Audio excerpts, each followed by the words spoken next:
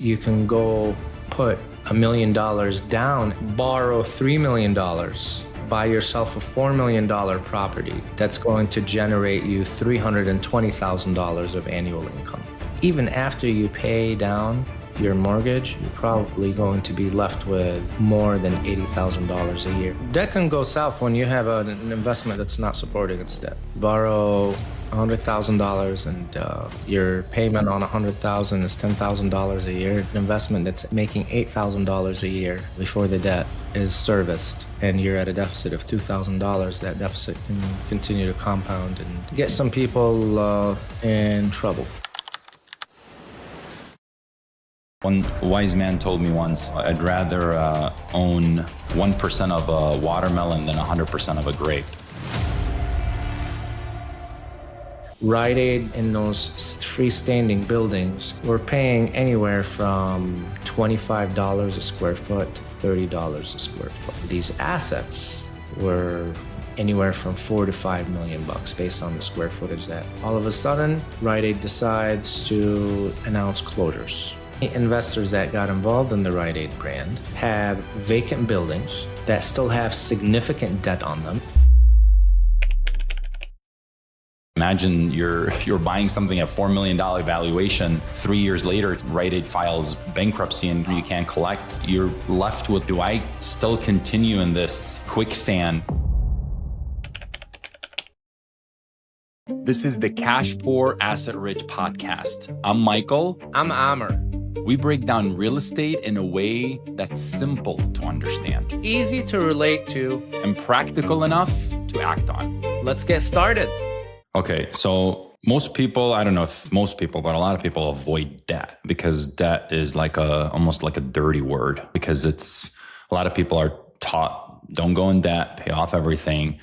Like Dave Ramsey teaches I think his name is Dave Ramsey. Yeah, anyways.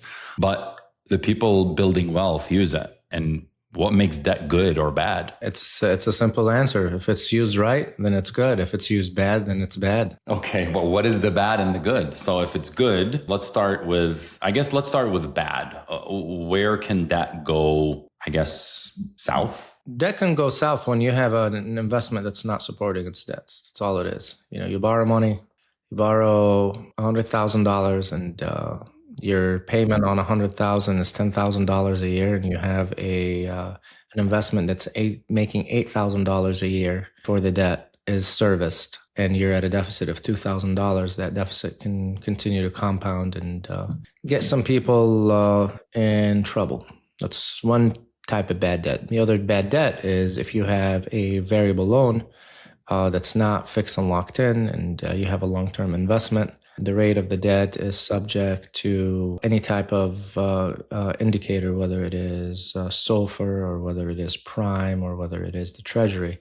But at the end of the day, it's on a floating rate. And you've done your underwriting, you've done your due diligence to underwrite your deal at the current interest rate in today's environment. And then fast forward a couple of years down the road, that interest rate jumped 2 points. I would say real estate deals of how tight they are, even a half a point, 0.5% can really make or break a deal. So as a result of that, because of the interest rate environment that you've signed up for, which is a variable debt, that can break your deal down the road, although the deal can look very, very healthy today. Those are really the categories of to bad debt that I see some real estate investments entangled with.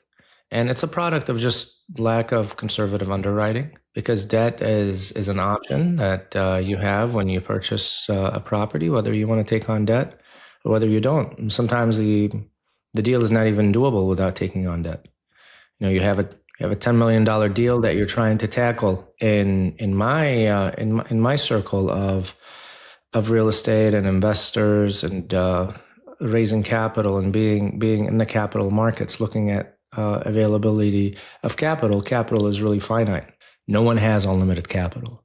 So as a result of that, when you're looking at a $10 million deal, it's pretty hard to not only raise $10 million from a group of investors, but also it's hard to find a single investor that has $10 million laying around that wants to deploy into a single deal. And as a result of that, you need debt to buy it, because you may need 75% of the value of the property, 70% of the value of the property, 65% of the value of the property that can come in form of debt. And this is where debt can be used to leverage and accelerate your acquisitions. Oh, wow. Okay. All right. Anyway, so pretty much to kind of sum it up, bad debt is anything you're borrowing that when you're investing it, if you're taking it, if you're putting it in as an investment, the returns are not greater than what you're paying for that loan. Yeah, I wouldn't say the returns that you're paying. I would say that the net operating income before the debt service is less than what your annual obligation is in debt that you have to service on an annual basis. But let's put a star on that. There are investments where your debt is not going to be greater than your income, especially in the value add environment, and it doesn't have any cash flow at all. You already know that your debt is going to be greater than your net operating income. However, you underwrite that. And the way you do it is you say, okay, well, you know what? I'm going to operate at negative cash flow for 24 months. And as a result of that, let me build that into my underwriting. Let me have working capital set aside in my underwriting to be able to service that debt while I am in a negative cash flow environment until I stabilize the asset and get it to positive cash flow. But if you don't have that baked into your underwriting and you just roll the dice and buy a property that its net operating income is greater or it's less than the debt, then you're setting up yourself for some future problems. Okay. A lot of people might think, now, what about regular debt? Should I be taking out a home equity line of credit? Should I take out anything on credit cards? I know last episode we talked about Robert Kiyosaki putting his first deal or one of the first deals he did on a credit card. Is that something that's recommended? And by the way, guys, this is not financial advice for you to how to do debt or not. It's a perspective, and a lot of people, like early on this episode, I talked about the guy I'm sure a lot of people know, Dave Ramsey. He's completely against it. We're not. We're all about leveraging debt, kind of like how Robert Kiyosaki does it. But going back to my question, should I, as an investor, go and take debt on my home or on a credit card to invest into real estate? I'm a big debt guy. I'm still a very conservative investor, but I'm a big debt guy. So I'm just talking from my perspective. I bought my very first business from a personal loan from a family member. And my second business, I started my second business with a combination of bank debt as well as a personal loan from a family member. What I've built in my career has been always based on debt, but I came through on my debt. I made sure that I set up the right environment for that debt to be good debt and to be able to repay it. My perspective on debt and leveraging debt, not only to start businesses, but also to purchase high ticket, high dollar value real estate has been always a focus of mine, because debt can be used in so many positive ways to be able to grow your real estate portfolio. So, rewinding back to my second business that I bought on a culmination of, or I started on a culmination of bank debt and personal debt, is my business wasn't doing well for 2 years. And I had to support my business. And the way I supported it was through personal credit cards. So I compounded my debt. Not only I had a bank loan and a personal loan through a family member, but above and beyond that, I needed more capital to continue going. I needed seed capital to continue fueling my business to get it in the right direction.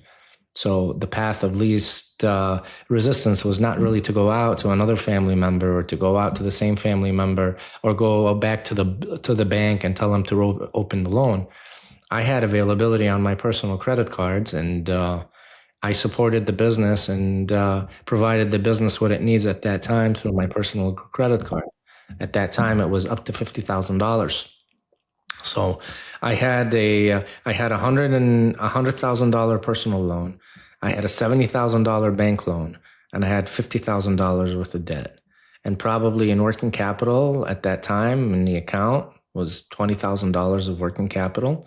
So think about it, 100 plus 70 plus another 50, that's 230 grand.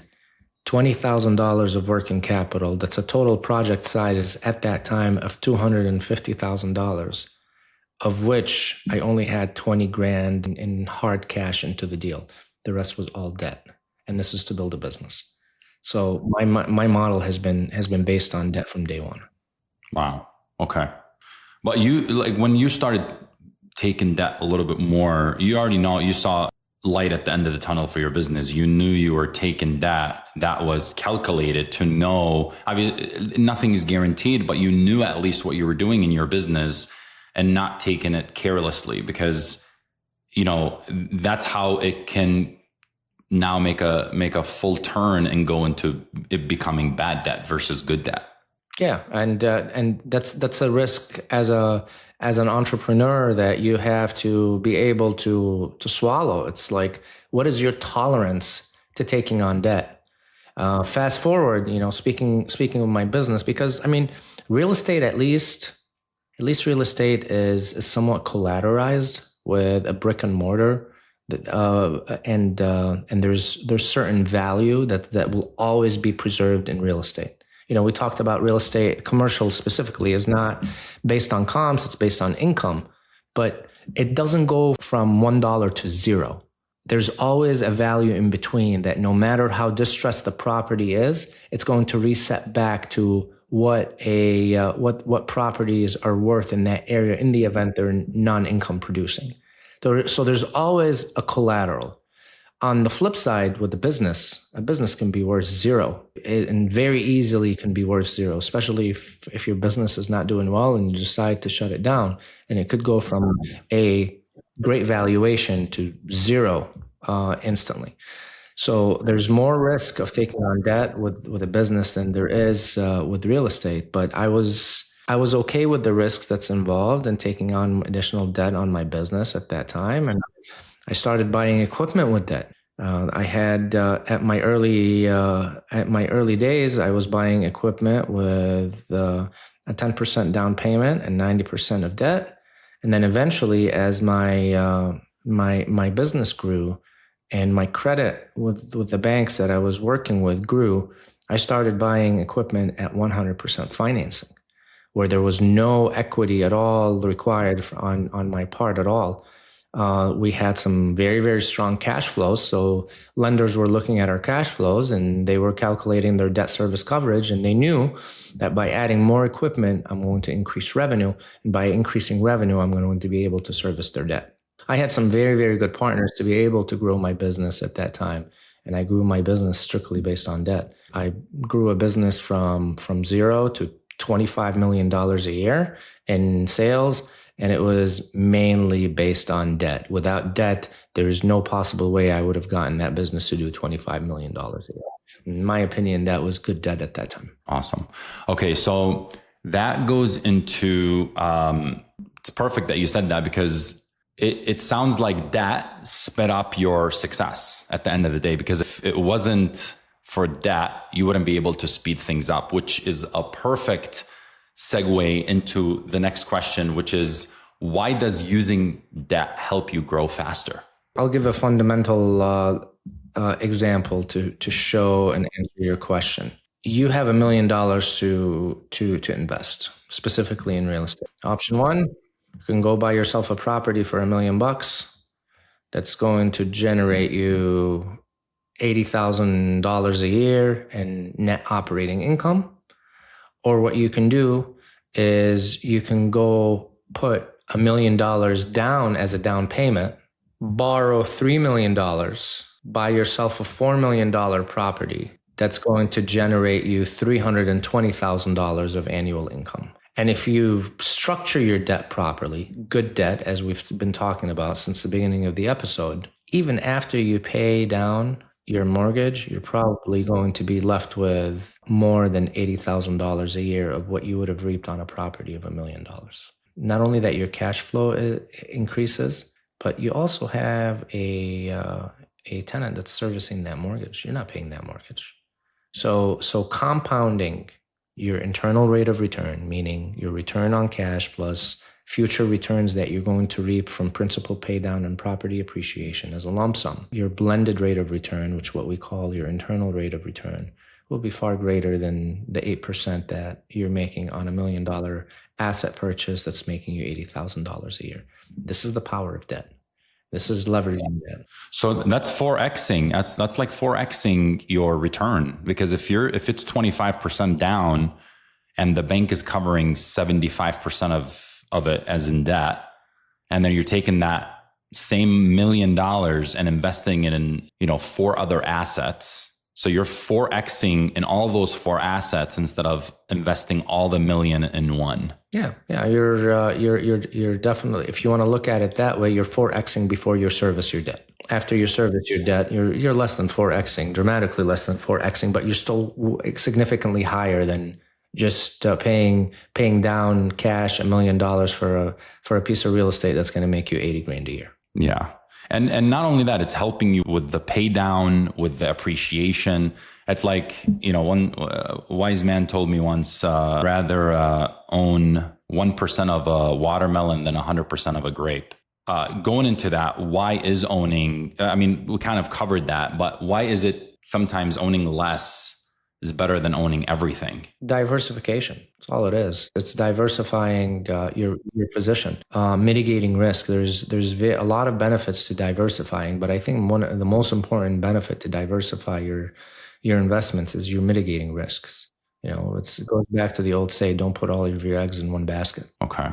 And is there a point in time where you're like, I'm overdoing that? Because like the thought, I don't know, maybe people think about this. Obviously, we both understand that, and a lot of people maybe don't, but going into the good and bad. But the good debt, you look at, over time, you look at your balance sheet and you owe the banks millions and millions of dollars. Is that a thought of like, am I overdoing this, or am I, you know what I mean? So that can look scary for some when they look at their personal balance sheet and they have millions of dollars in debt that's entangled in multiple deals. However, on the flip side, you would hope that if they have millions of dollars in debt, they also have millions of dollars in assets on their asset side of their balance sheet. If they don't, then by definition, they're just taking on simply some bad debt that's not really collateralized by assets. And you would hope that those assets are performing.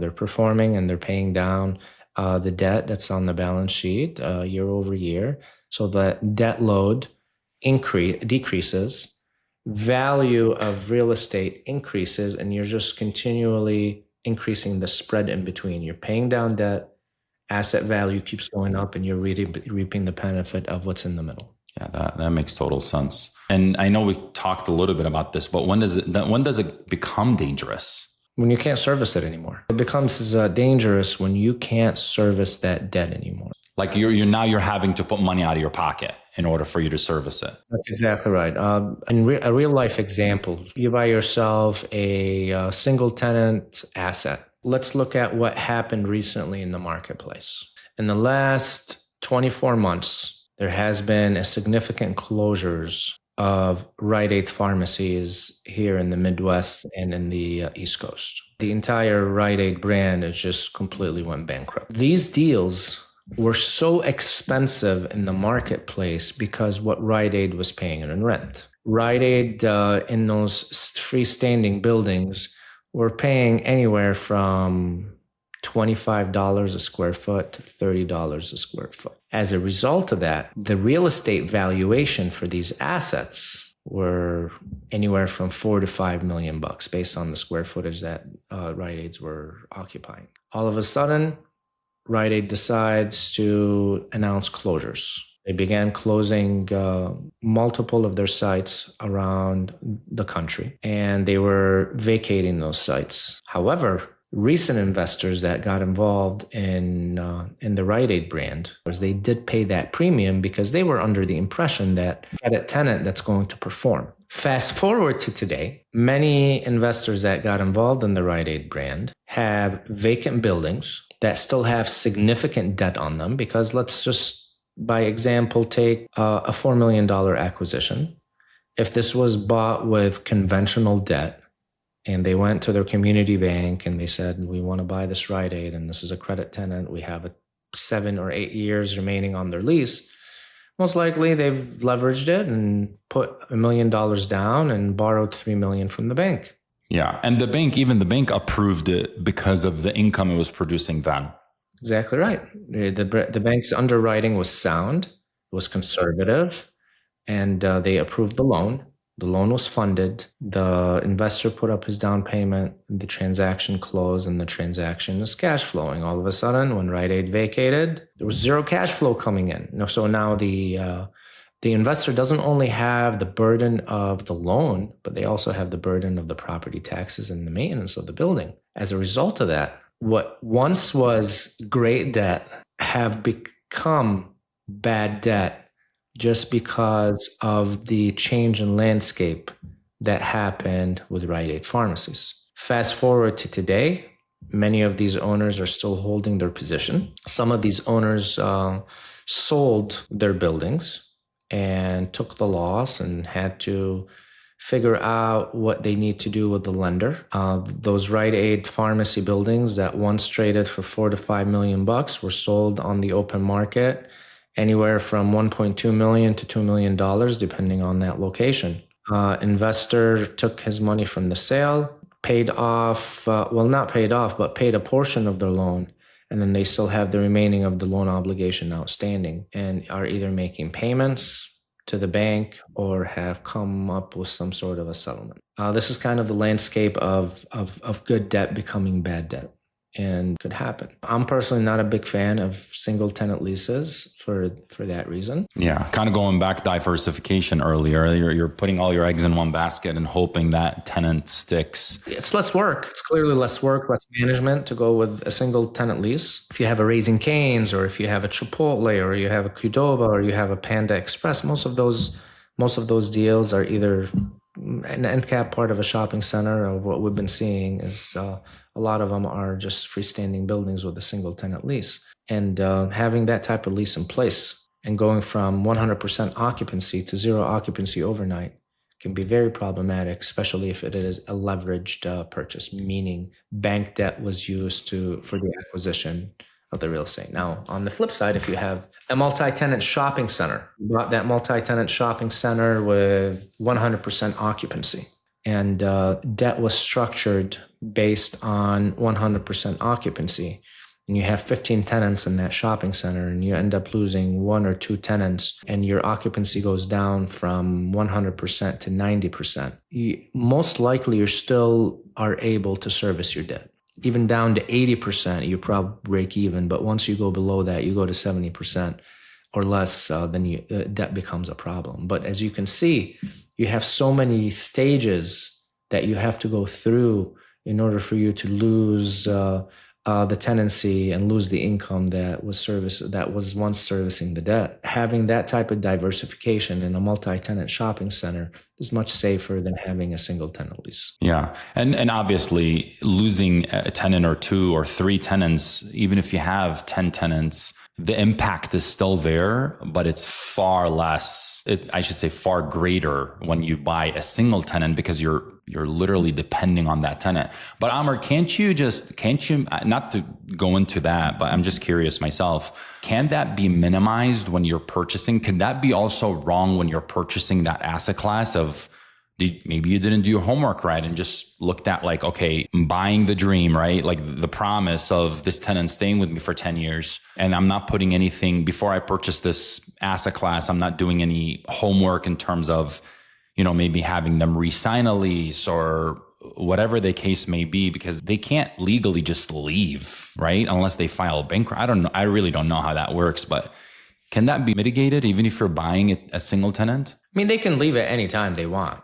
But the result of them leaving or not paying the rent is a default on their lease and a default on their agreement. Any tenant can leave and pack at any time. And typically, when you're looking at a national tenant, just like Rite Aid, there's a corporate guarantee in place by the mother brand. But if the mother brand is filing bankruptcy and they're going out of business, there's really no individual to collect. There's no owner that you had a personal guarantee with, that in the event their entity does fail, there is a possibility of collection directly from the owner of the business. What I would do is I would do it differently. I would underwrite the deal as to what replacement tenants are available in the marketplace. In the Rite Aid example, most of those Rite Aids were backfilled by dollar stores. Dollar stores were the user that backfilled the vacancies that we're seeing around town with the Rite Aid pharmacies. Not all of them have, but the ones that got backfilled with a single tenant. The single tenant would happen to be a dollar store. Well, dollar stores are not paying $25 a square foot. They're paying $10 a square foot. So what I would do is, if I underwrite the deal at $10 a square foot and make an offer at the time Rite Aid was still open, but what you can do is instead of buying it at a 75% leverage, meaning 75% debt, 25% down, what I could do is so I don't get into a bad debt situation, I could underwrite it at a much higher equity position. In the event that Rite Aid does vacate, and I know that in the marketplace for that type of space is $10 a square foot, I will eternally underwrite it for $10 a square foot, figure out how much do I need to put down in order for me to continue servicing the loan so I'm not in default of the loan. Yeah, I lost value. My value has been lost because a building that once was worth $4 million is not going to be worth $4 million with a dollar store paying $10 a square foot in it. So I lost value, but I'm still able to service my loan. So I'm not going to default on my loan. I'm not defaulting on my loan in order for me to continue owning the asset. And then you got to make a business decision at that time. Do you sell and walk away with a loss and take that loss as a write-off if you need the write-off? Or do you just write it out and own the property for the next 20 years and then in the hopes that value will continue to go up at the rate of inflation of 2 to 3% per year to make that principal back that you've invested into the property? But at least you did not default with your lender. You don't have a lender that's coming after you personally on personal guarantees.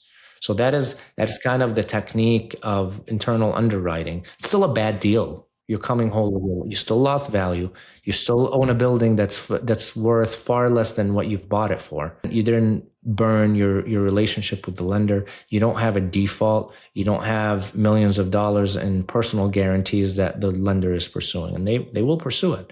It's the rightful right to pursue that money. Yeah.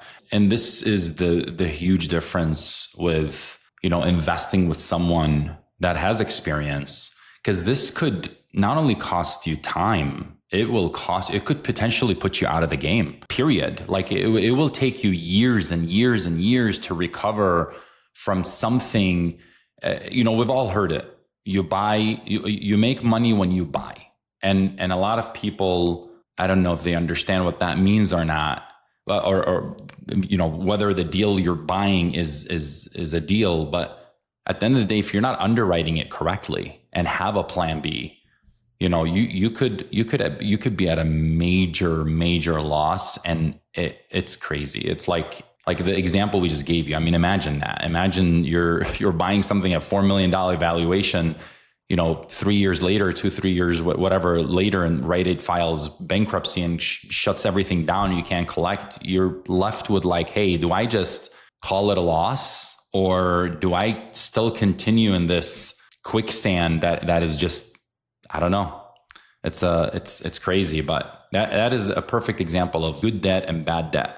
And what we do when we syndicate a deal is we don't want our investors to be entangled with personal guarantees on a property that they don't know really much about, nor do they know how the property is going to perform over the course of ownership. So if that course of ownership or that trajectory of ownership is 10 years, then selecting the right debt product when you have investors in your deal is very, very important, because there are loan vehicles out there that do not require a personal guarantee. And those type of loans are available. You're a single investor that's buying a single family home. He doesn't have access to these products. But when you are buying a commercialized piece of real estate, single tenant or multi-tenant, there are loan products out there that don't require a personal guarantee. With that, when you have a group of investors, 1 or 10 investors into a deal, a product like this can be very attractive because you are no longer asking for the personal guarantees of the investors that are in the deal. The product or the loan is collateralized by the property itself, and the loan originator understands that. They understand that this is a non-recourse loan.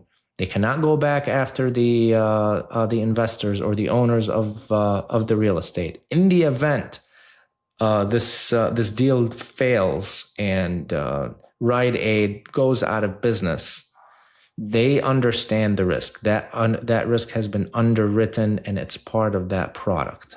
When an event like this takes place, then collectively with the group of investors, we can make the decision, do we sell at a discount? And if we do sell at a discount, what is really in jeopardy? What's in jeopardy is the equity that we've put into the deal.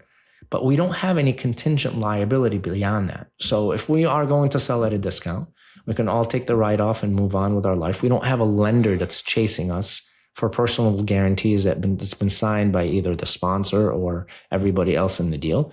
And collectively, we make that decision. If that is not something that the investors want to do and they want to ride out the wave and they want to continue looking for another tenant to backfill the space and create value over time, we could do that as well and follow what our investors are looking to do and what they were looking to achieve. But at least you do not have the exposure of the contingent liability that's associated with a personal guaranteed debt. Understood. Well, I mean, just like everything else, it's not about avoiding it. It's not about avoiding that. It's about understanding it. Just like all of the things that we go through in our own life, it's if we lack understanding, education on that subject. So now we've kind of presented that to you from our perspective, and yeah, there you have it. If you got value from this, do something with it. Subscribe, ask better questions, and stay consistent. Because building assets isn't about one big decision. It's about disciplined and calculated ones over time. If you know someone who earns well, but isn't building assets the right way, share this with them. This is the Cash Poor Asset Rich podcast. I'm Mickael. This is Amer. See you next time.